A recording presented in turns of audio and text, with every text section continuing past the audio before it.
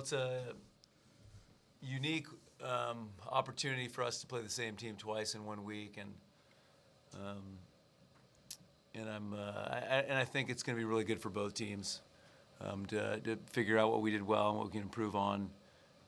Just congrats to Sam and her staff.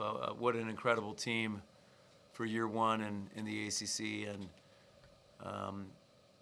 I know it looked easy at the end, but it was not. It was they gave us a lot to deal with defensively, and they served really tough, and I'm looking forward to a good game on Saturday and a tough atmosphere.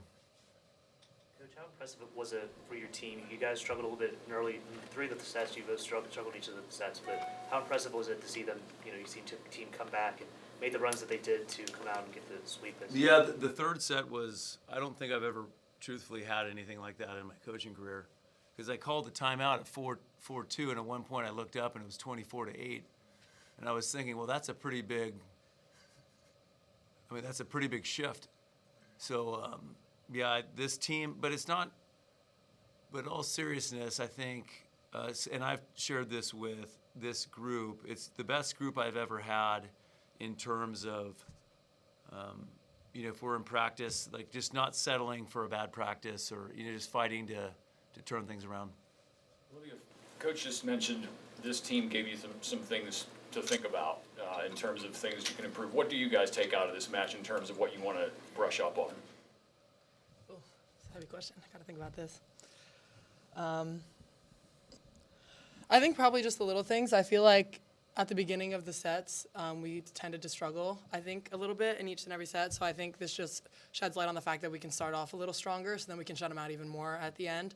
But I think everything kind of came together tonight. I don't think there was any area in which we struggled. We could probably cover a bit more balls, but sometimes we're going to play good blocking teams, and they had good blocks, and I think we really shut them out with our defense despite that. So, Rachel, what's it like watching Olivia go on these insane service runs that she's had lately? And just the crowd's reaction to it too. Yeah, it's really funny. Not funny, it's amazing, but it's funny because the crowd just thinks it's this most amazing thing ever, and it's so funny that Liv comes in and she's like, oh, that wasn't a good one, and then I'm like, you just got 3 aces in a row. She's like, oh, I need to be better, and I'm like, okay. But yeah, she works hard with her serve, and she's always in practice trying to treat her serve like she would in a game, and I think it's paying off. Olivia, you went on that serving run after you dominated in the second set. You had 6 kills on your first 6 swings in the second set. Do you think that translates when you're hitting well? You feel like you see it in other parts of your game? I think it definitely builds confidence, and I feel like when I'm confident, that's when my serving is best. Yeah, I feel like in the first set it was a bit slow, so I definitely have more nerves going on the service line when it's a bit slow. But I think in the third set I was definitely just, my mindset wasn't oh, keep it in. It was just go for it and hunter mindset, and I think that paid off. So. Fish, you guys held 2 of their pin hitters to 0 and the other one to .150. Obviously that was the game plan, but what was going so well for you guys defensively? Well, we had, a lot going well for us defensively. And so I think we were, it sounds simple, but we were able to get them off the net, and when we did, we put up a wall. Our pins set the block up well, and our middles were really solid right next to them, and so there wasn't a lot of court for them to hit into.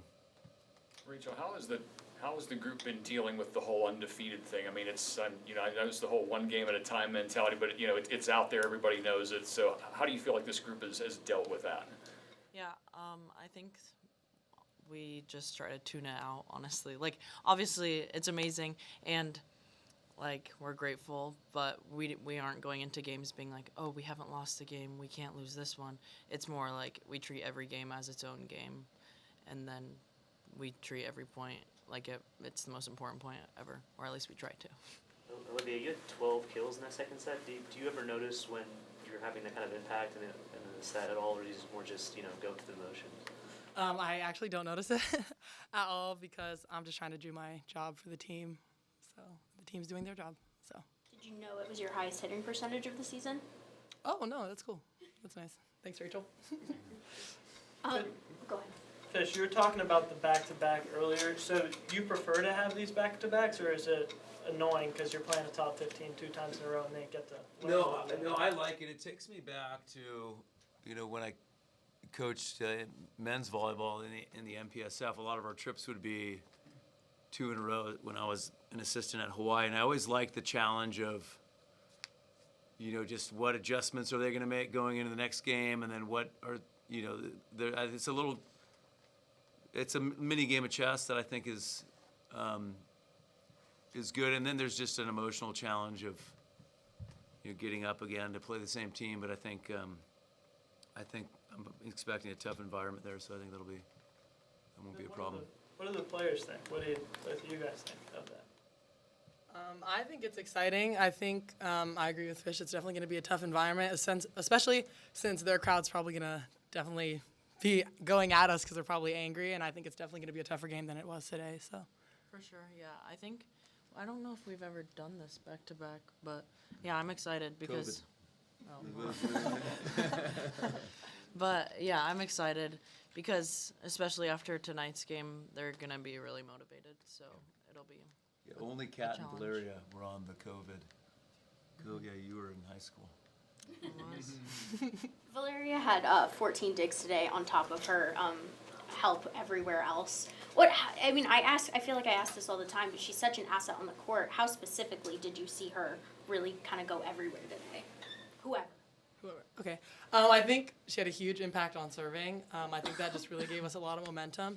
And her defense was such a game changer. I feel like it just motivated everyone else to play even better and do more. Because it was like, oh, Valeria's getting everything up. I have to get everything up. So then I think that's when we really started making a lot of big plays. It definitely started with Valeria.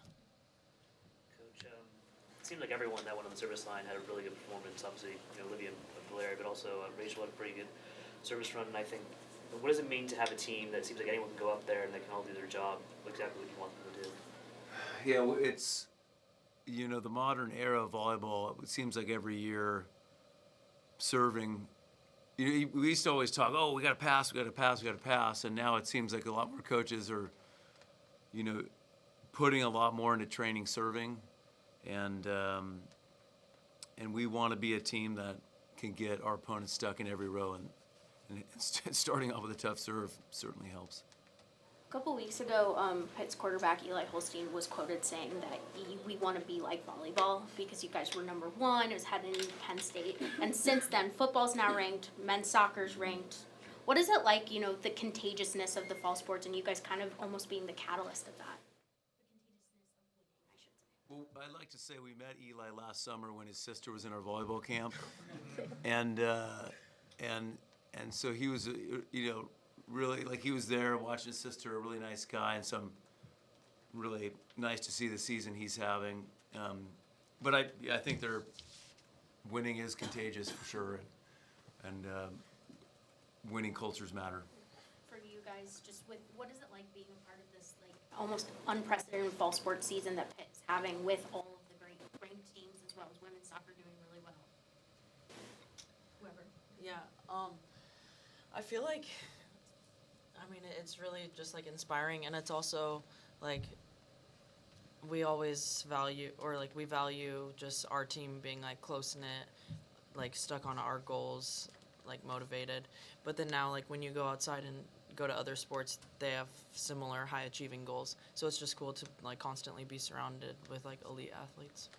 And then Liv, what's it like seeing the other teams show up to your games day in and day out? I think it's nice. It just shows what a supportive environment it is here, and we return the favor when we can.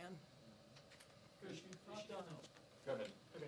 Coach, you talked on it earlier about calling that timeout early in the first set after they had back-to-back aces. What do you say in that huddle whenever the team is acing you 2 times in a row? Well, I don't know if I was right, but we let a ball drop and we moved slow for one ball. I feel like we kind of iced ourselves a little bit in the break. We didn't maybe come out as with the sense of urgency I wanted, and we certainly made the change. Chris, you mentioned before the season started, if there was one spot that was, I don't know if unsettled is the right word, but maybe some uncertainty was the middle, mostly because you hadn't seen, of course, Riley in any kind of a game situation. Now that we're roughly the halfway point, how do you see that groups shaping up? Way better than I thought at the start of the year. We knew Bree was, one of the best middles in the country, but we didn't totally know how the other spot was going to go. And Riley's really improved her blocking.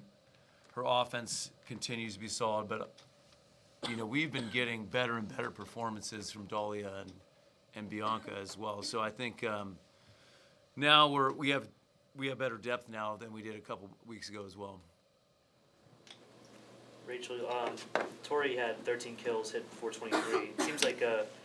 Seems like every game she's hitting incredibly efficiently. What does it mean to be a set up player like that? Yeah, Tori has been very consistent in practice and in game, so I think it's just like nice having a player that you can constantly trust. Fish, was there a reason it was Dylan Griffin as the serving sub instead of Mallory? They're both so close. Dylan's in the last couple weeks has been a little bit stronger in terms of opponent passing, and so we can use them both interchangeably. Like one's a little better cross court, one's a little better straight. So, but mostly it was just because Dylan's been the last couple weeks has been slightly stronger, but they're both very good.